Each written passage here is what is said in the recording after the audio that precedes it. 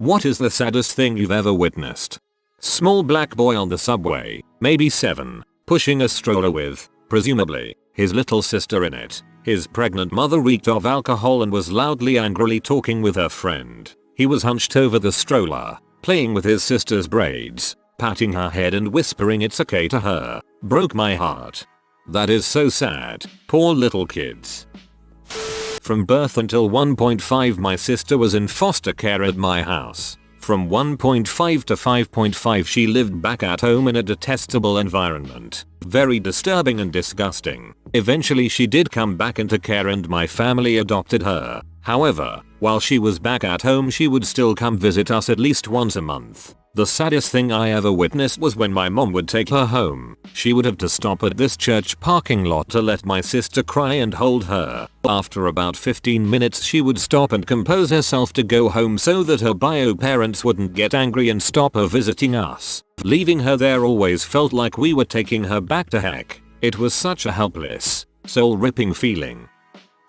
Working the burn unit about 5 years ago. 2 kids aged 2 and 6 saw there after being set on fire by their crazy dad. They were about as burned as physically possible and the plan was to keep them comfortable in a drug-induced coma until they died, as they had a near 0% chance of survival. Both died right around Christmas time.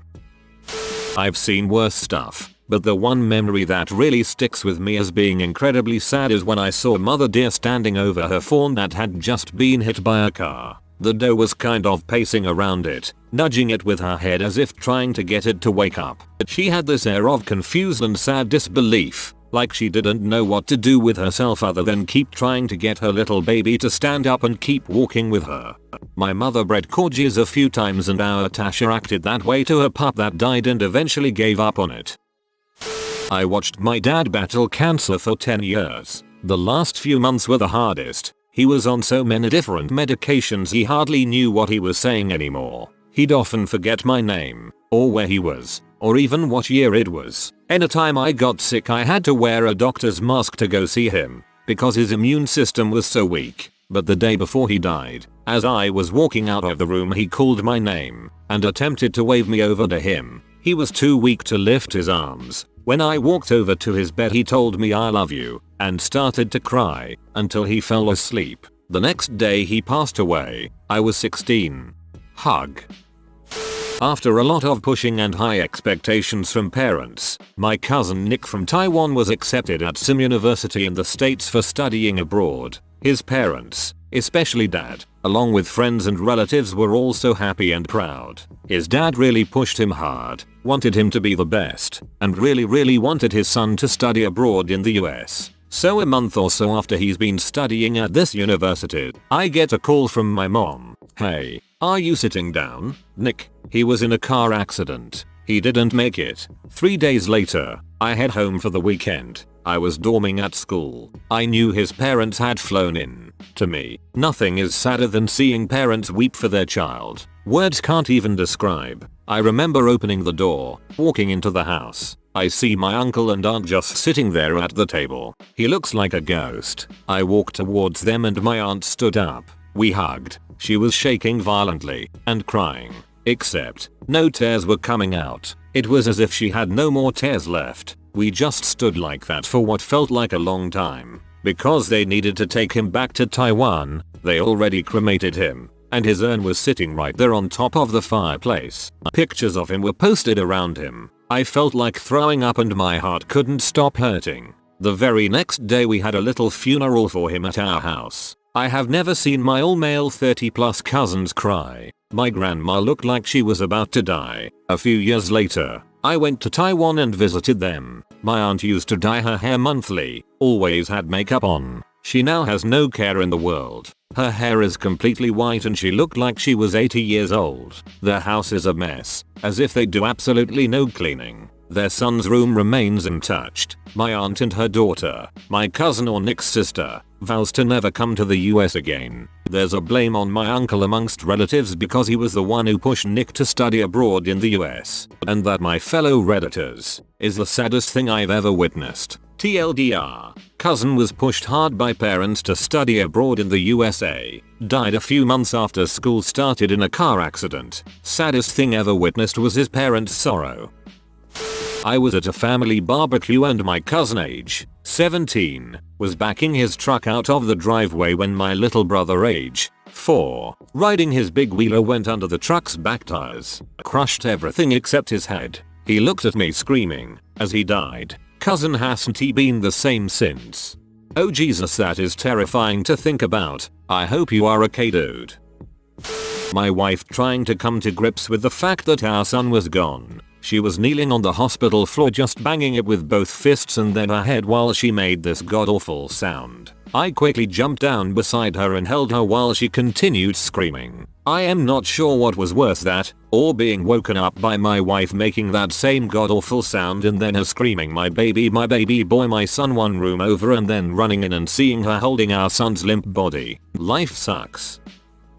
I saw a little white puppy get run over by a car going about 20 miles per hour down our street. Somehow, it actually got back up and walked for a few seconds, then fell over and died in the driveway of the pup's owner. Still brings a tear to my eye to think about it. My cat got hit by a car, which broke his back legs, and dragged himself in the rain to our front door, crying until we found him. It was soul crushing. Jackie trying to put JFK's brain back in. In the Zapruder film you can see her climbing on the trunk of the car. She's not fleeing. She's retrieving a piece of his head, which she later attempts to reattach. So sad. John Kennedy Jr. saluting his father's casket is pretty rough too. Why the frick am I reading this thread? Day ruined. I honestly thought it was going to be sad, like embarrassing sad. I'm done with the dead puppies and babies.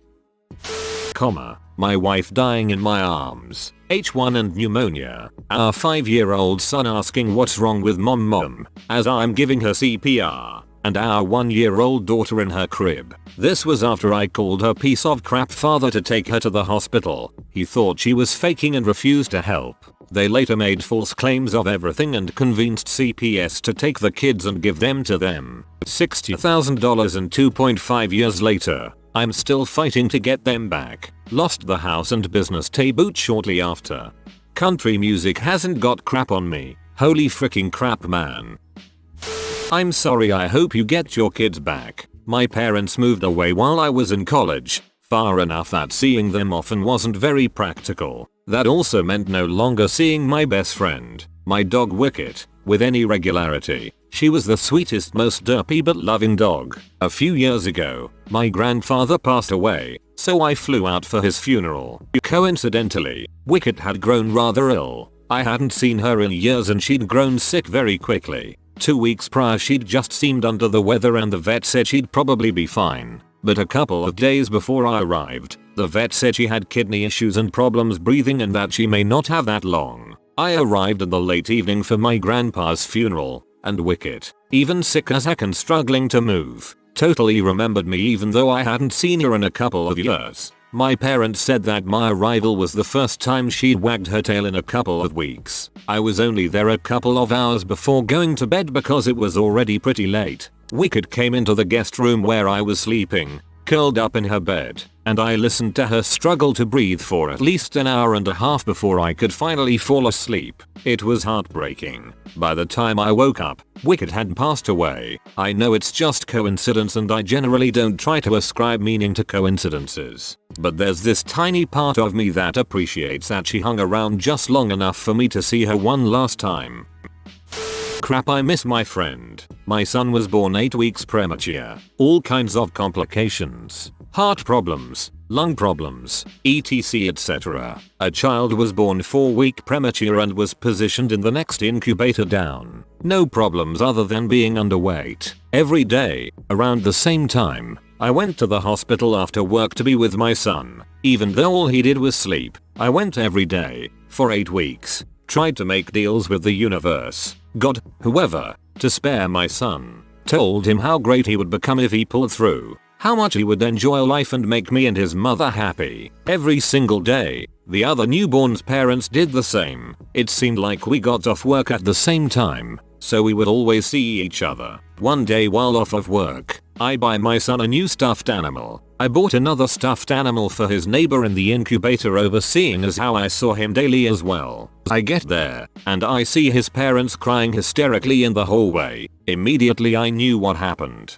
I go into the room to see my son, and the space was empty where the other newborn was. I never did see that family again. I still have that stuffed giraffe I bought for the other little guy. Every time I see it, I cry a little. Having to put someone else's dog down while they're out of town. Granted, the dog was old and her organs were shutting down, but I felt like the biggest letdown in all history. And right before they shaved her paw to put her down, my mom turned to me and said, "Don't cry, honey, look happy for her. You're going to be the last face she'll see." I know my mom meant best, but God. That line made me lose my crap. That line made me cry. The hardest thing I've ever seen was a 2-year-old girl die in a house fire. I'm a firefighter. It was not assigned search on that day. The search team brought her out. We determined she was dead, and I was assigned to guard the body. I'd seen plenty of dead people before, but nothing like this. Good God. You know how in war movies everything goes silent and time slows down? I thought that was dramatic effect, but it's not. That crap really does happen. I saw everyone running in slow motion. I heard the blare of the evacuation horns. I even heard myself yelling for the troopers in the third person. Then I watched the mother simply collapse when she was told what happened. By far the saddest thing I've ever been part of. It's been tested before that during stressful situations like this that your brain and eyes speed up so you see everything slower and are able to think quicker. At my grandfather's military funeral, the moment they handed the folded flag to my grandmother. I'm 5 months pregnant and expected this thread to be a cry fest, but remembering that moment from my own grandfather's funeral is what did me in. A pregnant woman in her 3rd trimester buying drugs from a man on the subway. I brought some food and school supplies to a homeless family, 3 kids, 2 adults, living in a really old and dilapidated camper. The father started crying out of gratitude. I held it together until I drove away and just lost it. I cried all the way home, bumping into an elderly man in the supermarket. He asked my mother how he would cook a certain piece of meat. After a bit of a chat he told my mum that after 50 years together, his wife had just died. He was learning how to live on his own. Senior citizens eating alone can make anyone feel sad. A woman at a nursing home screaming at the receptionist. Why was she screaming? Her son just died of prostate cancer. That's depressing enough. The fact that it happened on Christmas made it worse. My mother was struggling with breast cancer and did all she could to reassure me that everything would be fine. She was doing radiation and chemo. I came home, thinking she was fine, and found her in a bathtub filled with ice water sobbing because the treatments hurt her so much. That was the most vulnerable I have ever seen my mum, and it hurt my soul to the core. The good news, she kicked its butt and is now alive and well with a pair of bolt-ons. This was 17 years ago. Oh, thank God this story had a nice ending.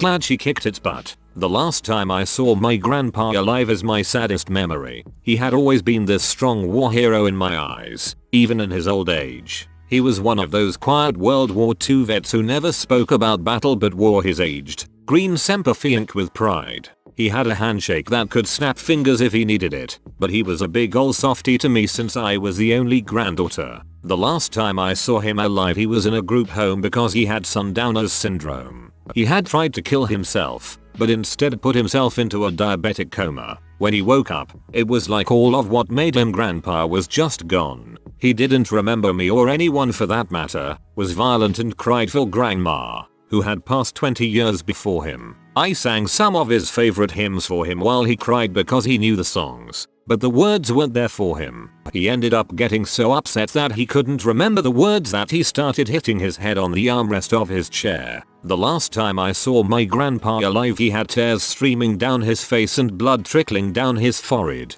Just a broken shell of the man that I had grown up admiring so much. I try not to consider these as my last memories of him. I know that while it was my awesome grandpa physically, mentally he was already gone. Sympathy. Being with my dog when he was euthanized. We talked a bit beforehand, and, while I rationally think he didn't know the end was near, he somehow seemed to. He looked straight into my eyes with a sort of comprehension as I talked to him and said goodbye. My stepdad was diagnosed with bone cancer, and one night I walked out to turn his computer off. They were linked in such a way his had to be on for mine to be on the internet. It was late and the room was black. I didn't want to wake him, so I turned it off and I heard him say, "Did you turn it off right?" I said, "Yay. I usually just flip the power off." He then said, "What do you think about this cancer thing?" I said, "You'll make it." He said, "I don't think I will," and started to cry. I didn't know what to do. My idol. Sobbing, I just hugged him and stayed for a while.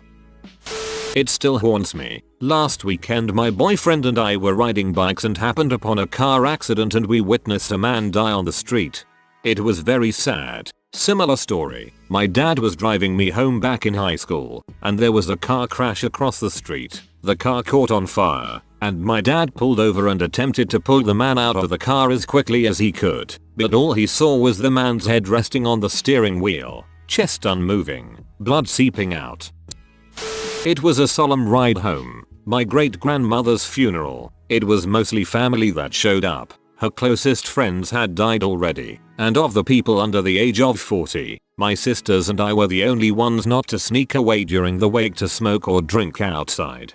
I got the impression from the people around me that few people really wanted to be there and pay their respects. My great-grandmother's funeral was also pretty crappy. There have been very few times I have ever seen my dad cry, but he was bawling his eyes out like a lit kid at my great-grandmother's funeral. He was definitely her favorite grandchild. She loved everyone, but my dad was death of fav.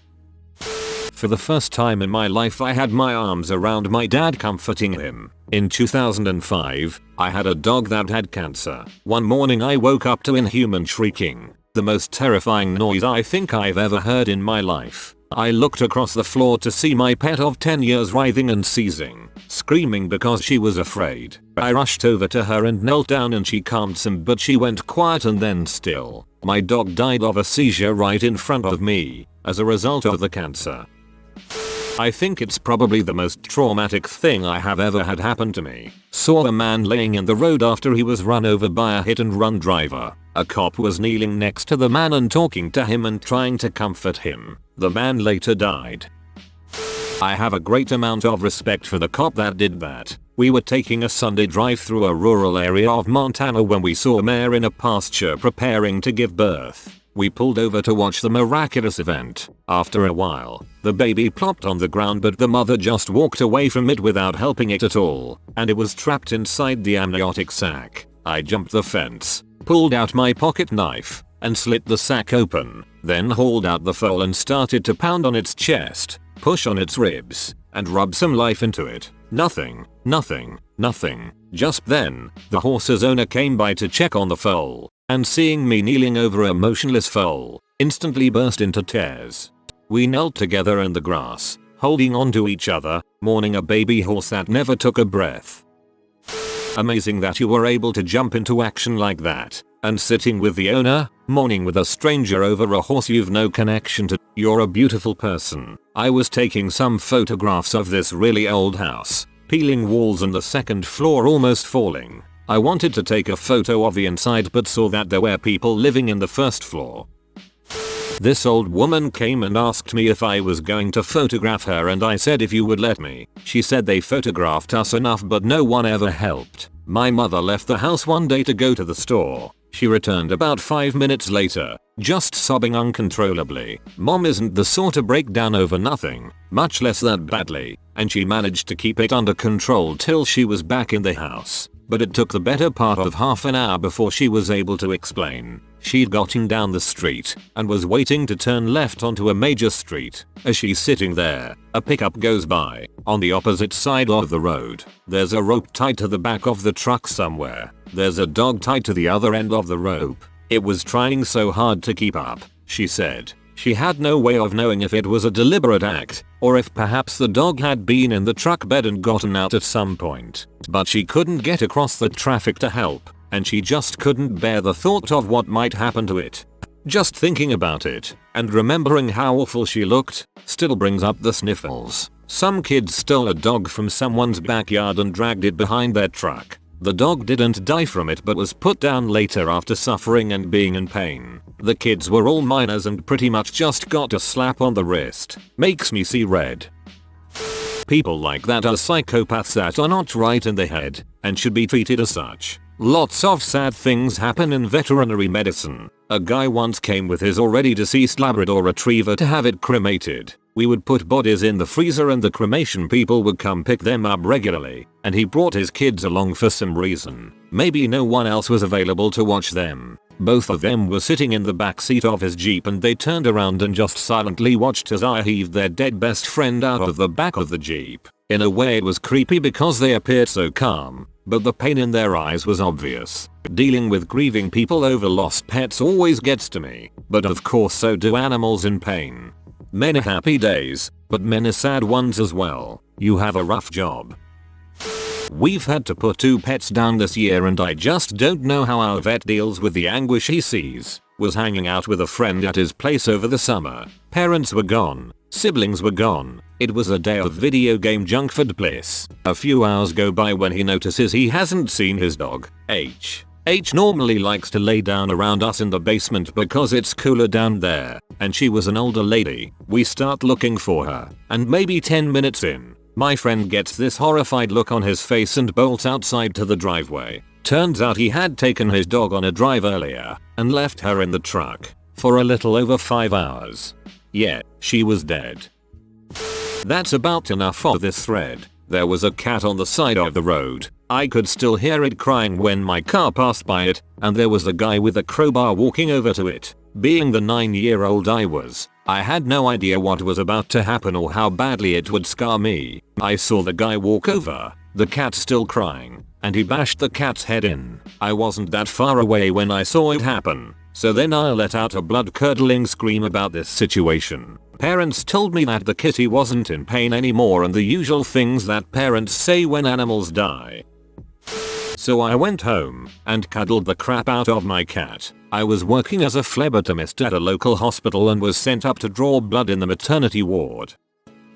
As I was drawing the mother's blood, the physician came in to inform her that her child had died in utero, and because the child was almost full term the mother needed to choose between the normal labor process or cesarean. When I was a kid, around 3 or 4, I saw what I now know was a homeless man picking up cans on the road to exchange them for whatever. He was sitting on the porch of my grandmother's neighbor's home. I walked over to him and offered my can of soda I had just finished. The sad look on his face still makes me sad to this day. Second was just 2 weeks ago, when my grandmother died. Her funeral was done with a priest who knew frick nothing about her. I understand he can only know so much, but he also got her entire name wrong, and went off about his personal story the entire time. And also he got the amount of children she had wrong, which really pee my uncle off. I'm personally an atheist, but I know my grandmother would have wanted a priest speak at her funeral, so I respected it.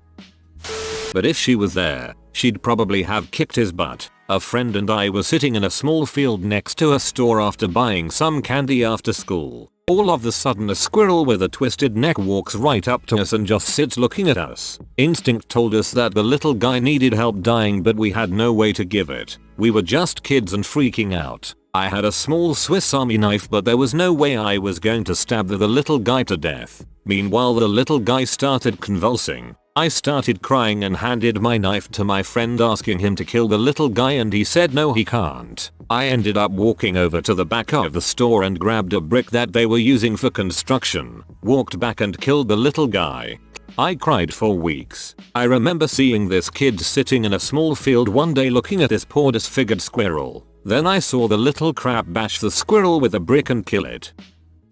Just tore me up. I was in the car with some friends leaving a shopping parking lot. We were driving right along the storefronts and there was an elderly couple walking out of a Goodies, and I was watching them as we drove past, thinking about how incredible it must be to be so in love in a companionship in that stage of life. I watched them in the rear view mirror and then saw the man's knees buckle, and then he face planted right on the edge of the curb, blood spilling everywhere. I immediately stopped the car and ran to the scene and started yelling for someone to call 911. A nurse was in the lot and heard me. Luckily, The little old woman kept bending over trying to hold his hand, and she just kept saying, "Don't leave me. Don't leave me here. I'm still a teenager, and that kind of scenario is my biggest fear. I don't want my future wife to be left alone if I die, and I don't want to be left alone if she dies. But, unfortunately, it's likely that we won't get to die at the same time. One of us will have to die before the other, and that tears me in two. Watching my boyfriend lose his mind to schizophrenia over a few years as I tried to take care of him, he eventually believed I was the one that was after him, and it became very dangerous. I loved him so much, but so I became a rage addict, and I listened to my parents tell me how they have failed every day. So sorry mum, that freaking sucks. I had a similar experience with a very serious girlfriend. The combination of being a Jehovah's Witness and schizophrenia did not do good things to her.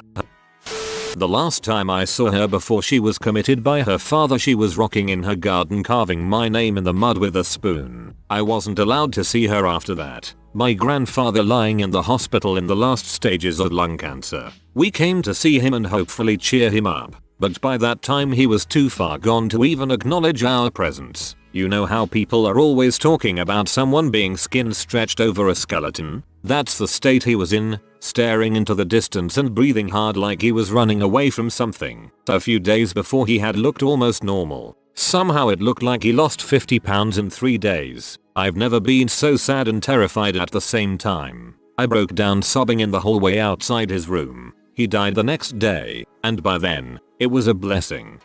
For you smokers out there, watch someone die from lung cancer. Instant addiction cure. A man dying of prostate cancer screaming in pain.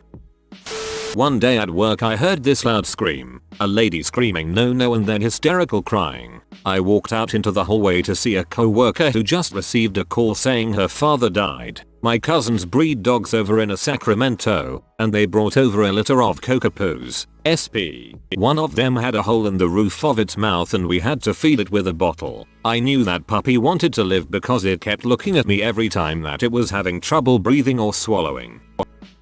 It had this shimmer in its eye, as if it knew that it wasn't going to live. I was feeding it, and after about 10 minutes, it started choking, and died in my arms at 2 weeks old. The distressing stare from a dead friend. He tried to defend his sister during a robbery. If you are new to the channel, you can subscribe. I publish new videos every day. Until then, check another video.